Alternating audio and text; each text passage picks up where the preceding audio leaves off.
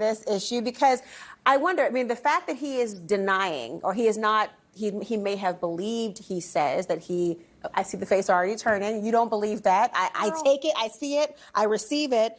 But legally speaking, what would be the consequence of him really believing that he won the election?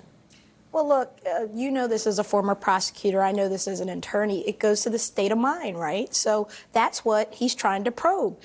Did he really believe this? Thus, did he lose his mind? Because honestly, he would have to not been in his right mind to believe that he won an election that he clearly lost, right?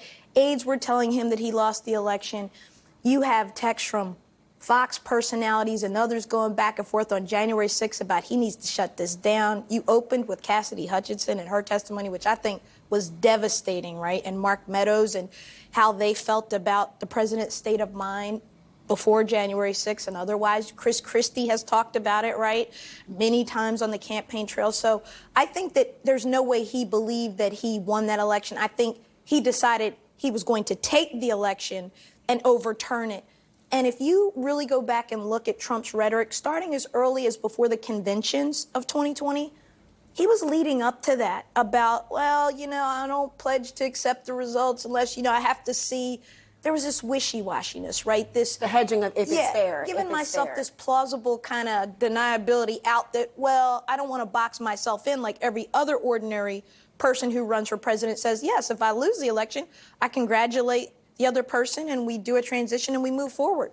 But that's the word that I hone in on, plausible deniability. There it is. Because in the law, one has to have some plausible basis to believe that statement in terms of the intent. It's a very difficult thing to prove, though. And I wonder, do you agree with what Jim talked about, that the fact that Kushner, Hope Hicks have been now questioned, that makes this that much closer to the maybe beginning of the end? Well, Laura, I mean, he would be derelict in his duty as the special prosecutor if he didn't go into that inner sanctum sanctorum, right, of people who would have had conversations with the president on election night, after the election day, and get to his state of mind. So I think he is closing the loop. I agree with your earlier guess about that he's winding this down to bring an indictment is what I expect. And so I think that at the end of the day, I don't believe Donald Trump thought he won that election. I think all the evidence is to the contrary. I think Donald Trump wanted to overturn an election. He felt entitled to the election. And when he did not get his way after losing 60 cases, I believe it was, that they brought in different